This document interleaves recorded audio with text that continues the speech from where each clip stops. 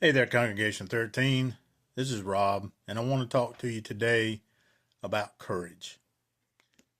These uncertain times, it's hard to have courage. It's hard to get up and face what's ahead of us, but we need to be focused on what's beyond, what's awaiting us in heaven, our reward in heaven.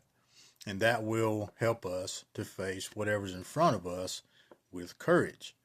Uh, John Wayne says that courage is being scared to death but saddling up anyway. And that's what we need to do.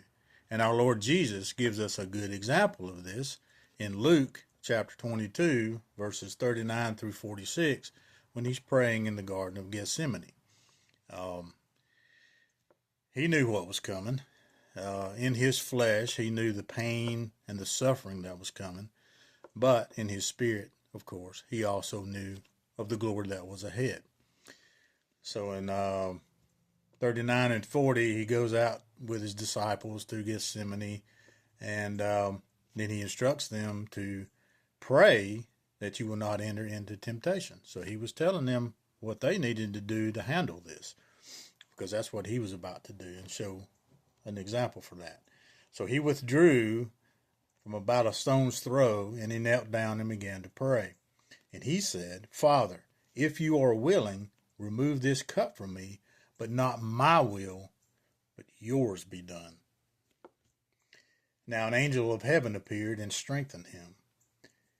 And being in agony, he was praying very fervently. Some say up to 3 hours he was praying fervently. And his sweat became like drops of blood falling down upon the ground. And there's a medical term for this. It's a real thing. And but he was in such intense, he knew what was coming, and he was intensely focused on this in prayer. And when he rose from prayer, he was strengthened and everything. He came to the disciples and found them sleeping because they were grieving. They weren't praying, but they were grieving in sorrow. And he said to them, Why are you sleeping? Get up and pray that you may not enter in temptation. So again, he told them. So other examples that we have of this is Romans 8:18. It says, For I consider the sufferings of this present time are not worth comparing with the glory that will be revealed to us. And 2 Corinthians 4:17 says, For this light momentary affliction is preparing us an eternal weight of glory beyond all comparison.